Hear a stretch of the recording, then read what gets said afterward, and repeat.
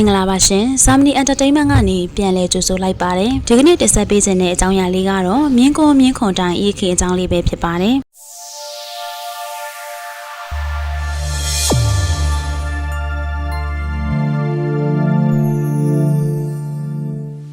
မြင်းကွန်တိုင်အေးခေဟာဆိုရင်ရတနာပေါင်းခေနှောင်းပိုင်းမှာထင်ရှားတဲ့နန်းတွင်လောက်ကျန်မှုကြီးတစ်ခုဖြစ်ပါတယ်။1866ခုနှစ်ဩဂုတ်လ2ရက်နေ့ကြာသပတေးနေ့မှာတော့မင်းတုံးဘရင်နဲ့တောင်ရွှေရေးဆောင်မိဖုရားတို့ကမွေးတဲ့သားတော်ကြီးများဖြစ်တဲ့မြင်းကွန်မင်းသားတီလဝနဲ့မြင်းခုံတိုင်မင်းသားဖိုးထင်နှစ်ပါးကဦးဆောင်ပြီးတော့လွှတ်တော်မှာစီဝေးနေသောအင်ရှိဆန်ကနောင်မင်းသားကြီးကိုဥပယ်တံမြင့်နဲ့လှုပ်ကြံခဲ့တာဖြစ်ပါတယ်။ကနောင်မင်းသားကြီးမှာပွဲချင်းပြီးကွယ်လွန်သွားခဲ့ပါတယ်။မင်းသားတွေကလည်းခမဲတော်ဖြစ်တဲ့မင်းတုံးမင်းကိုပါလှုပ်ကြံမှုရမှာမအောင်မြင်ခဲ့ပါဘူး။ဒါကြောင့်မလို့ဘရင်ပိုင်နဲ့ရေနန်းဆက်ကြားတင်မောနဲ့အောက်ပိုင်းမလွန်ရက်ကိုစုံပြီးပုံကန်ခဲ့ပါတယ်။မကြခင်မှာတော့အရေးနှိပ်သွားတဲ့အတွက်အင်္ဂလိပ်တို့တင်ထားတဲ့မြန်မာပြည်အောက်ပိုင်းကိုဝင်ရောက်ခိုလုံခဲ့ပါတယ်။အရေးခင်းဖြစ်ပေါ်လာရခြင်းအကြောင်းရင်းကတော့ကုန်းမောင်မင်းဆက်တီထောင်နဲ့အလောင်းမင်းတရားကငါသားကြီးများအစဉ်အတိုင်းမင်းပြူရစ်တော်ဟုမှာကြားခဲ့တဲ့အတိုင်းသားတော်ကြီးနောင်တော်ကြီးမင်းကွယ်လွန်အနှိမ့်စာရောက်တဲ့အခါမှာတော့ညီတော်မြေတူးမင်းစင်ပြူရှင်မင်းကဒီနန်းအမွေဆက်ခံခဲ့ပါတယ်။မြေတူးမင်းကဖခင်မှာကြားတဲ့အတိုင်းမလုပ်ဖဲသားတော်စင်ကူးမင်းကိုအင်ရှိအရာမှာပေးခဲ့ပါတယ်။စင်ကူးမင်းနေပြည်တော်မရှိခိုင်မှာဖောက်ကားစားမမောင်က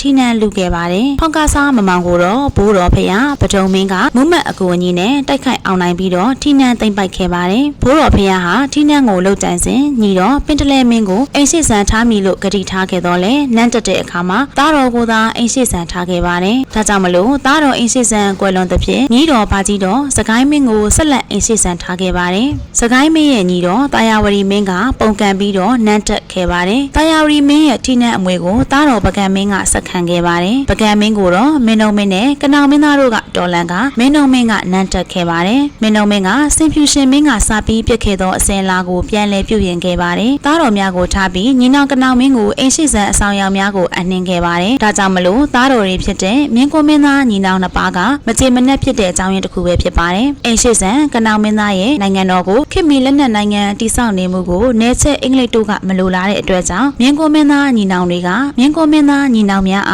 းတွေးထိုးပေးခြင်းကလည်းအကြောင်းရင်းတစ်ရပ်ဖြစ်ခဲ့ပါတယ်။မင်းတော်မင်းရဲ့အလိုအတိုင်းတူတော်မင်းသားတွေကိုကနောင်မင်းသားကကြည့်ရှုစောင့်ရှောက်ထိန်းသိမ်းခဲ့ရပါတယ်။မင်းသားအများကကနောင်မင်းသားရဲ့အဆုံးအမအောက်မှာကျင့်တတ်သည်ဖြစ်စေမကျင့်တတ်သည်ဖြစ်စေငြိမ်ပြီးတော့သာနေကြရပါတယ်။သို့တော့မင်းတော်မင်းရဲ့သားတော်ကြီးတစ်ပါးဖြစ်တဲ့မြင်းကွန်မင်းသားကတော့ငြိမ်နေတဲ့သူတွေမှမပါခဲ့ပါဘူး။အခွင့်အရေးရတာနဲ့ကနောင်မင်းသားကိုသာမဟုတ်ဖခမဲတော်မင်းတော်မင်းတရားကိုပင်ထပြီးဆန့်ကျင်ပါတယ်။မြင်းကွန်မင်းသားဟာမင်းတော်မင်းနဲ့တောင်ရွှေရေးဆောင်မိဖုရားတို့မှဖွားမြင်တဲ့သားတော်ကြီးဖြစ်ပါတယ်။ကနောင်မင်းသားရဲ့သမီးတော်တောင်ညိုမင်းသမီးနဲ့လက်ထပ်ခဲ့တဲ့ဖြင့်တမတ်တော်ဆက်ခဲ့တော့လေကနောင်မင်းသားအားမတိမသားတစ်မျိုးတိတိတသားတစ်မျိုးနဲ့ဆန့်ကျင်နေခဲ့သူလည်းဖြစ်ပါတယ်။ကနောင်မင်းသားကမြို့စားရွာစားမင်းများအားမိမိတို့အပိုင်စားရသည့်နေမင်းများသို့တွားရောက်နေထိုင်ခွင့်မပြုခြင်းအပေါ်မှာ၎င်းမိမိတို့၏ထိနှန်းဆက်ခံခွင့်ကိုအပိုင်သိမ်းကအင်ရှိဆန်ဖြစ်နေသည်ကို၎င်းမကျေနပ်ရင်းဆွဲရှိနေခဲ့တာလည်းဖြစ်ပါတယ်။မင်းတော်မင်းတရားဟာတသနာပြုမင်းပီပီတားငှက်များကိုဘေးမဲ့ပေးပါတယ်။နေပြည်တော်မှာကျွဲသားနွားသားမစားရမတန့်ရဆိုတဲ့အမိန့်ကိုထုတ်ခဲ့ပါတယ်။မြင်းကွန်မင်းသားညီနောင်က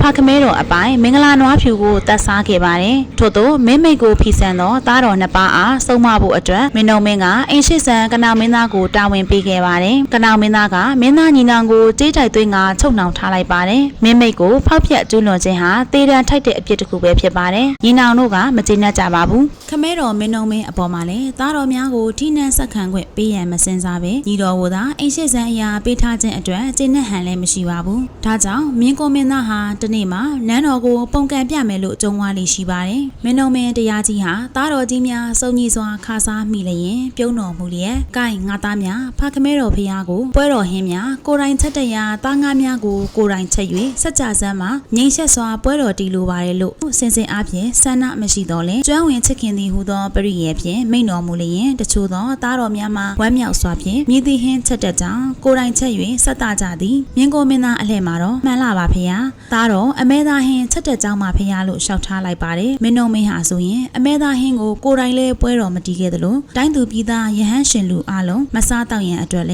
ဲတင်းကျပ်စွာတားမြစ်ထားရမှာကျုပ်တရက်မြင်းကိုမင်းသားရှောက်တင်ချက်ကိုကြားတဲ့အခါမှာဟင်းဟုတလုံးသာထွက်နှုတ်ထွက်ခါမျက်နှာတော်ညို၍အတွင်းတော်သို့ဝင်တော်မူခဲ့ပါတယ်ထိုအကြောင်းကိုကြားသိရတဲ့ငယ်ကျော်များကအရှင်ဒါကတော့လွန်လွန်းတင်မှဖျားဟုပြောတဲ့အခါမှာမြင်းကိုမင်းသားကမဟုတ်တရုပ်နေရာရှာလို့ငါတို့ကိုဟင်းချက်ခိုင်းနေရသေးတယ်လကပေးထားတဲ့ စရောကဲတွေရှိရတာနဲ့ဒါနဲ့ငါကလည်းသူ့တားမြစ်ထားတဲ့နွားအမဲသားချက်တက်ကြောင်းအရွက်တိုက်ပြီးတော့တတော်ဦးတင်လိုက်တာပဲဟေ့မိန့်တော်မူခဲ့ပါတယ်မြင်းကွန်မင်းသားဟာတမင်အရွက်တိုက်လျက်တင်ခြင်းဖြစ်ပါတယ်မင်းတော်မင်းဟာသားတော်များကိုဟင်းချက်ခိုင်းနေတာမဟုတ်မိဖုရားများကိုလည်းရန်ဖန်ရန်ခါအားလုံးကိုခေါ်ယူပြီးလျင်ဟင်းချက်ခိုင်းတော်မူခြင်းမုတ်လုခိုင်းတော်မူခြင်းတွေလည်းရှိပါတယ်တနေ့မှာတော့မိဖုရားများကလှုပ်တက်သောမုံများကိုကိုယ်တိုင်လှုပ်၍ဆက်တစီပါတယ်ဆက်တလာသောမုံမျိုးမျိုးတွေတွင်လက်နှင့်ဆန်းလိုက်လျင်ပျော့ပျော့ပြောင်းပြောင်းနုနုညံ့ညံ့ရှိတော့လေစားမြေဟုဖဲလိုက်တဲ့အခါမှာတော့မြည်တို့မှဖဲလို့မရဖြက်မရဖြစ်နေသောမုတ်ကိုတွေ့၍ဒီမုတ်ဘယ်မိဖုရားလှုပ်တာလဲလို့စစ်မေးလိုက်ပါတယ်သို့တော့ရင်းမုတ်ကိုလှုပ်သူလက်တယ်မပေါ်ပဲမြည်သူမြစား၍မရပဲလွတ်ပြစ်လိုက်ရပါတယ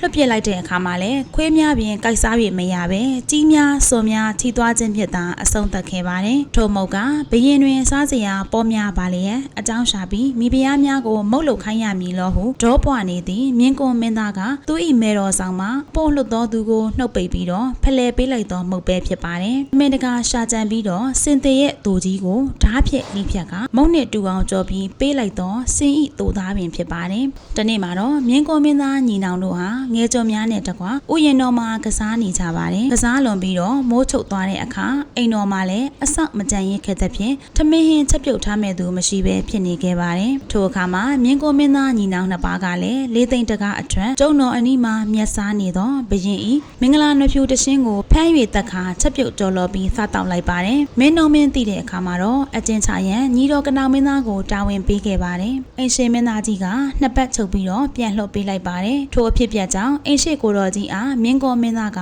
ပုံမပြီးတော့အညိုးတွေလည်းပြင်းထန်လာခဲ့ပါတယ်မြင်းကောမင်းသားညီနောင်ပုံကရန်ဆုံးဖြတ်ချက်ချသည်ကိုအိမ်ရှိဆန်ကနောင်မင်းသား၏သမီးတော်မြင်းကောမင်းသား၏မိဖုရားကသိရှိလေသောကြောင့်လှုပ်ဝက်စွာခမဲတော်အားတန်တော်ဦးတင်လိုက်ပါတယ်ထိုအကြောင်းကိုမြင်းကောမင်းသားသိတဲ့အခါမှာ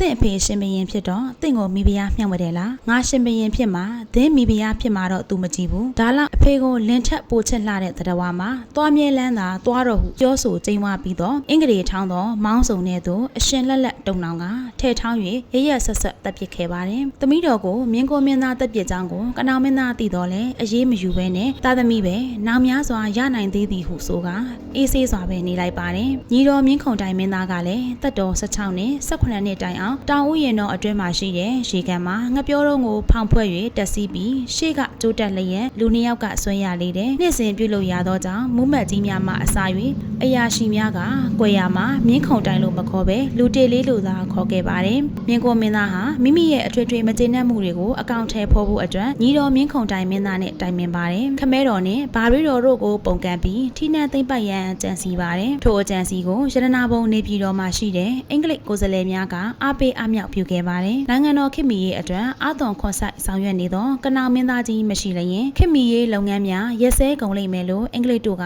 တွေးထင်ယုံကြည်ကြပုံလဲပေါ်ပါတယ်ဇယိုက်ကျမ်းပြီးတော့မိမိလောက်ကင်ခြင်းမီဆိုလျင်မြည်သည့်အရေးကိုမှမငဲ့ကွယ်မြည်သူမျက်နာကိုမှမထောက်တော့မြင်ကွန်မင်းသားဟာထိနှံစည်းစိမ်လူယူရေးအတွက်လူယုံများကိုစုပါတယ်အပေပညာရှင်ဘေးရင်ပညာရှင်ဖြစ်သောစလေဥပုံညကအခါတော်ပေးသည်လို့ဆိုပါတယ်မြင်းကွန်မြင်းခုံတိုင်မင်းသားဟာဥပုံညတွက်ချက်ပေးသောအခါတော်အတိုင်းလှုပ်ရှားရန်ပြင်ဆင်ပါတယ်ပထမဆုံးလှုပ်ကြံရန်ဥပုံညထံမှအခါတောင်း၍စ조사ကြရ၌မင်းတော်မင်းတရားလဲထောမင်္ဂလာသချင်းတွင်လှုပ်ကြံရန်ဖြစ်ပါတယ်သို့သောစစ်အင်္ဂါ၄ပါးနှင့်ဘရှင်ကိုဝိုင်းရန်ထားကကြွမြန်းသောကြောင့်လှုပ်ကြံရန်မအောင်မြင်ခဲ့ကြောင်းကိုလည်းသိရှိခဲ့ပါတယ်တက္ကရာ1228ခုနှစ်ဒုတိယဝါဆိုလပြည့်ကျော်9ရက်ခရစ်နှစ်1866ခုနှစ်ဩဂုတ်လ2ရက်ကြာသပတေးနေ့မှာတော့ရတနာဘုံနေပြည်တော်တစ်ခုလုံးမှာအုံအုံကြွကြွစူညံသွားစေသည့်အရေးခင်းကြီးပေါ်ပေါက်လာခဲ့ပါတယ်ထိုနေ့မှာတော့အိမ်ရှိဆန်ကနောင်မင်းသားဟာယာယီလွှတ်တော်အနီးမှာရှိတဲ့တဲကြီးအတွင်းမှာညတာဝန်ကြီးဦးမိုးပခန်းဝင်ကြီးဦးရန်ဝေတို့နဲ့အတူသတ္တမေဒကိစ္စများကိုတိုင်ပင်ဆွေးနွေးနေပါ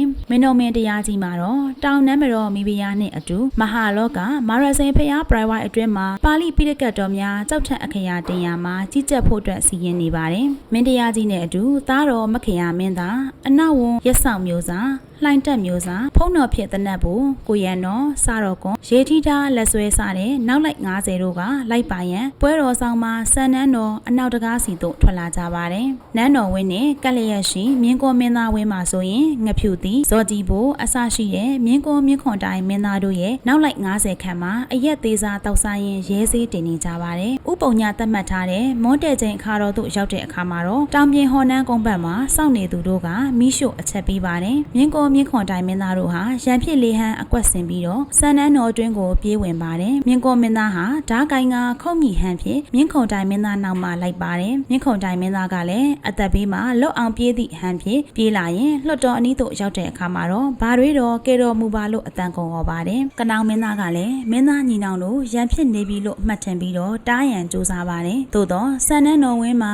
ဓာကိုင်၍ဝင်လာတော့မြင့်ကောမင်းသားရဲ့မူမမှန်ပုံကိုတတိပြုမိသွားပါတယ်မိကိုယ်တိုင်ပင်လျင်လွတ်တော်တရားမှာဓာလှန်တနတ်တို့ကိုစံနန်းတော်အပြင်နောက်လိုက်နောက်ပါများနဲ့အတူထားခဲ့ရပါလျက်မြင်းကောမင်းသားကဓာကင်ပြီးတော့စံနန်းတော်ဝင်းအတွင်းမှာဝင်လာပုံမှာမယိုးသားဟုအိမ်ရှိဆန်ကနောင်မင်းသားကစဉ်းစားမိသွားပါတယ်မင်းသားညီနောင်တို့နောက်မှာနောက်လိုက်ပါလာသည့်သူများကလည်းမတင်ငါစရာတွေပဲဖြစ်နေပါတယ်ထိုအချိန်မှာတော့မြင်းကောမင်းသားရဲ့မူမမှန်ပုံကိုရိတ်စားမိသဖြင့်စုံစမ်းရန်ရှေ့သို့တိုးထွက်သွားသောညတော်ဝင်ကြီးဦးမိုမှာပုံကန်သူတို့ရဲ့ဓာချက်မိသွားခဲ့ပါတယ်ဦးမိုရဲ့အဖြစ်ကိုတွေ့မြင်လိုက်ရတဲ့ဖက်နှက်တော်သားဥကရင်ကရန်သူတော်ပါဖရာသတိထားပါဖရာလို့အော်ဟစ်သတိပေးပါတယ်ကနောင်မင်းသားကလည်းတူတော်မောင်မင်းသားများရန်ရှာမိအစီအစဉ်ကိုတည်သွားခဲ့ပါတယ်ဒါကြောင့်မလို့လွတ်တော်ဘော်သို့ပြေးတက်ခဲ့ပါတယ်အိရှိဆန်ကနောင်မင်းသားဟာရန်ကိုရှောင်ရန်ကြိုးစားရင်လှေကားအတက်တွင်မင်းကွန်းဘတ်တော်သားငဖြူသီးမိလာပြီးတော့ဓာတ်နဲ့ခုတ်တဲ့ဖြင့်ခြေထောက်ကိုဓာတ်ဆက်ထီပြီးလဲကျသွားခဲ့ပါတယ်ထိုအချိန်မှာပင်မြင့်ခွန်တိုင်မင်းသားကရောက်လာက